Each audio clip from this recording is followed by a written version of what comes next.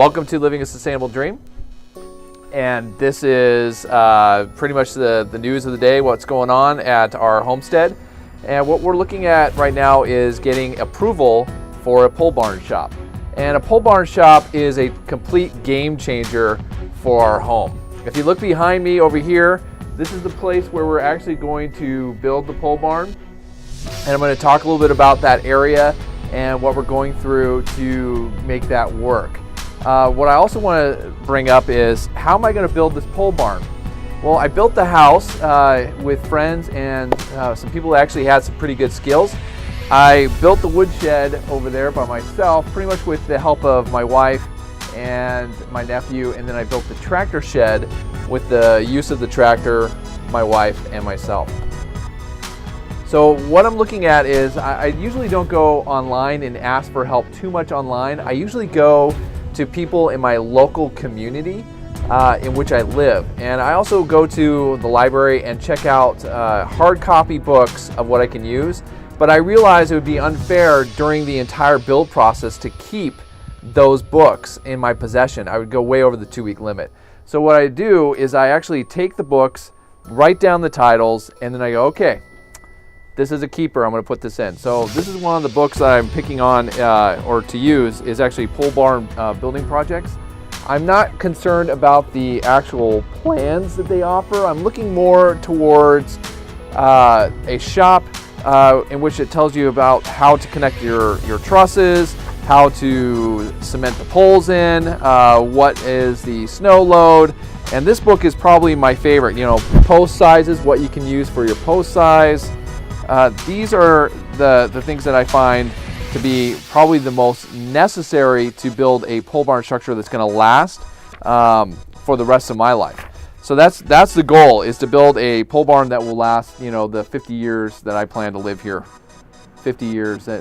Let's not do the math on that. But it would be nice to actually have something that would help me gravitate to building something. So it talks about slopes, it talks about ditching, it talks about basically the weather, frost levels, frost lines, how deep the posts need to be, and so forth. So this is my all-time favorite.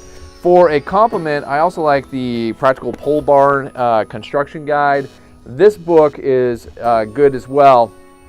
It's not, to me, I like the other one better. This is like my secondary book that I will use. So this is something that I will be using to build the pole barn construction. The other one is something that really has nothing to do with pole barn construction, but is the actual complete guide or ultimate guide to wiring. And this book is amazing. I would recommend anybody that's doing even small wiring jobs to get this. It explains how the light switches work, how you want to run your wires, how to basically, if you want to know anything electrical, this is the book you should own. You should get this one. This is what I'm going to be using to wire the pole barn. If you've done small jobs, this is how I kind of start off with, you know, changing a light fixture, then changing and making, you know, a dimmable switch. This is before I decided to go off grid. And it wasn't terribly difficult. And I realized that with this guide, I could probably do my own house. And I did, because we're off grid and we have a solar system. And most electric contractors don't really want to touch it. So I was able to use this, glean some advice from some people, and then boom, we got our wiring all done. So that's going to be for the shop. Let's go ahead and take a walk and see just the ground that I'm at. And I also want to talk to you guys a little bit about the derelict cabin that I have on the property and what's going to happen to that. We're actually deciding to basically get rid of that cabin. All right, so let's go ahead and take a walk around. Now, what you're seeing here is the gravel driveway I did back in 2016. This has got 3/4 inch minus, and it also has road fabric underneath it. So it's holding in place so it doesn't turn into mud like this. Okay, there's a big difference here. So as you guys walk with me through this muck and mire, this is what we call spring breakup. And spring breakup is where you see the snow melt, which is obvious. But what most people don't realize is, in a northern state like ours, spring breakup, what happens is the ground underneath this mud here is frozen. So it's still frozen, probably about 2 or 3 inches there, underneath all this mud, and it is not allowing the water to seep into the ground. That's why it's turning to mud and water. So it's being held there by a frozen sheet underneath it. So the ground is frozen solid underneath this for about 2 or 3 inches, and then boom, you hopefully it will warm up enough to where it will melt, and then all this just drain away very quickly. So that's our pretty much our spring breakup right now. It usually lasts about 2 or 3 weeks. You know, depending if we get a frost or a hard freeze, then it will extend the spring breakup. And not all of it is like that. I mean, some of it's actually starting to go pretty well. Now, this is our beautiful, beautiful derelict cabin. And when we moved onto the property, this was here. And we have realized that we never wanted to live in it. We never decided to live in it. We were going to either camp out in a tent because this cabin is pretty scary and sketchy. There is no foundation in this cabin. The floors go like this. They're wavy inside. The posts that are in over here are starting to rot slowly and starting to give. Pretty much every rule in construction, well, many rules in construction have been broken. Some of the doors don't even open anymore to even get into the cabin because the floor shifts, the ground shifts, and the building shifts. But if you look up there, that's the slope I talked about in another video. This is shedded right here. This has got a really decent slope there. Okay, if you look over here, you'll see my tractor shed and my home. There's no snow there or over there on my wood shed. Let's just take a look over here real quick. This is the worst thing about the slope, is it can hold snow longer than you want, and if it's got a lot of snow, this could actually lead to a roof collapse. But look at this side here. Look at how much snow is still being held up there, and the only way that's coming off is it has to melt, turn to water, and then slowly drain off like this. Okay, and as you look down, that's just eroding everything. He put carpet down, I think for other reasons, keep the mud down, but these are the posts. You can actually see right here, this is a window. From the weight of the roof, it has shifted very badly.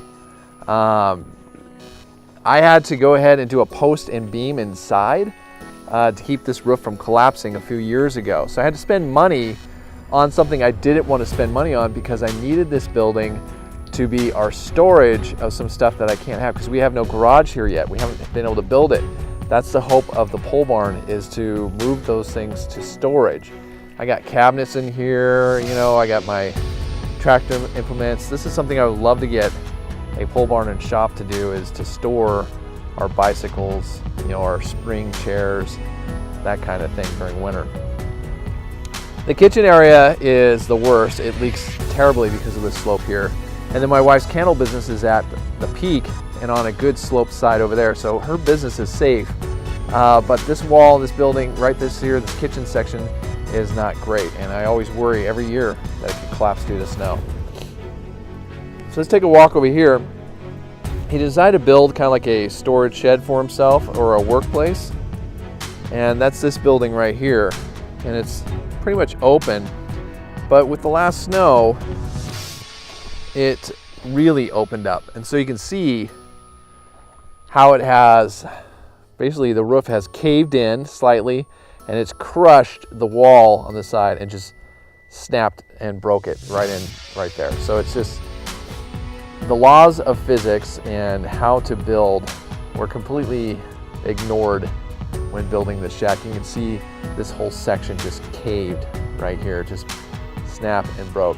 Using the wrong type of wood. I mean, just because you have trees on your property doesn't mean that they have the strength to hold during a windstorm, heavy hail, or even a heavy snow. So you got to be really careful on what type of wood you select. And those pole barn books I looked at tell you the strength of the wood, the strength of the type of tree that you're going to use as posts and beams. So something to really consider is getting some advice from professionals or people who have done this before or know what they're doing versus going on your property and saying, hey, I'm just going to build something. That's great. And I highly recommend you build something. But I also recommend going and getting the building permit so that you can sell your place later if you ever want to. My wife and I are planning never to sell this place, but you know, never is a long time. So we went ahead and built our house, and you want to get the proper permitting, and you want to get the proper plans, the proper slopes. You know, you just want to make sure you know what you're doing. If you don't know what you're doing, this could be your future home. It's going to collapse. You don't want that. And you don't want the stress of that. And I have no stress on my home that I live in because I built it right. And that's the goal with the pole barn, is to build that as correct as well. And then this is going to be, you know, torn down. How I'm going to tear it down is, I already got plans, and I've been dreaming about tearing this thing down, is I'm going to rip the roof off and let the weather come in. Everything else will be moved out. I'm going to take these logs you can see here, I'm going to take my electric chainsaw, and I'm just going to start bucking the walls right there, and I'm just going to move it right to the woodshed over there. So that's the plans and the goal. I hope that this kind of encourages you to, when you're thinking about building on your property, make sure you either get plans or you design your plans according to code. Code is set up so stuff like that doesn't happen to you. And you don't want that to happen. So that's something you really need to keep in mind. All right, well, this is Living a Sustainable Dream, and this is the future barn shop site. The building permit process is in the works. We should have an inspector come out and make sure that we're building in the correct area, and then we're gonna go. And that's go time for this summer. So we're very, very busy. I'm not doing a lot of filming. I'll try and do some films of the build, not to teach people how to build a pole barn. I'm gonna let you guys figure that out on your own, just like I have to figure it out on my own. But I'll probably do some daily vlogs on it. I just don't have time to shut down building. I have to get this up before the next school year season, and then hopefully get the inside done so my wife's business can move out, get that taken down before another year, because I don't trust that roof anymore. And I'm lucky, we have been very lucky that we made it this far. All right, that's all for now. Thanks for joining us on Living a Sustainable Dream. 10 acres of beautiful northern Idaho land that we love and cherish. Take care.